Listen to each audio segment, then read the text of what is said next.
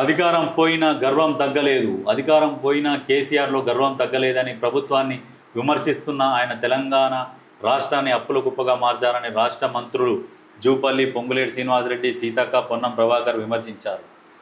మరి తగ్గదు, మరి ఎట్లా తగ్గుతుంది ఆయనకు? అహంకారం తగ్గదు. ఆయన దొర, మీరు దొరలా? మీరు దొరలు కాదు కదా. ఆయన దొర కాబట్టి ఆయనకు అధికారం చేతులు ఉండాలనేది అహంకారం అట్లనే ఉంటుంది. మీరేంది, మిమ్మల్ని ఏదో చీప్గా చూస్తున్నాడు, మీకేదో దొరికింది, ఇప్పుడు మీరంతా ఉత్తదే ఆయన ముందల తూతూ అన్నట్టుగా చూస్తున్నాడు. అది కేసీఆర్ వేరేలే, అదంతా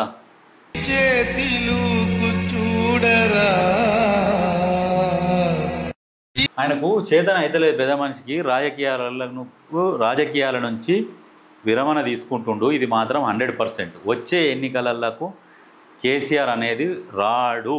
ఏంటంటే నామమాత్రంగా పేపర్ టైగర్ ఉన్నది, ఇగ వస్తాడు, ఇగ కొట్లాడతామని ముచ్చట చెప్పి జనాలను నమ్మించడానికే, అంతకు మించి వేరే ఏం లేదు.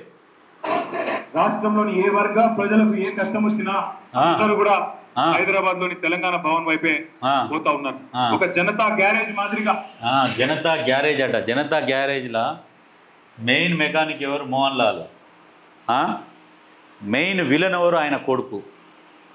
ఇప్పుడు ఆయన మోహన్ లాల్ వాళ్ళ కొడుకుని చంపుతాడు అందులో సినిమాలో విలన్ కాబట్టి. మరి బయట మరి ఎవరు విలన్ అవుతారు? ఎవరిని వేయాలి ఇక? అంటే ఇక మరి లెక్కలు ఆలోచించరు ఇక.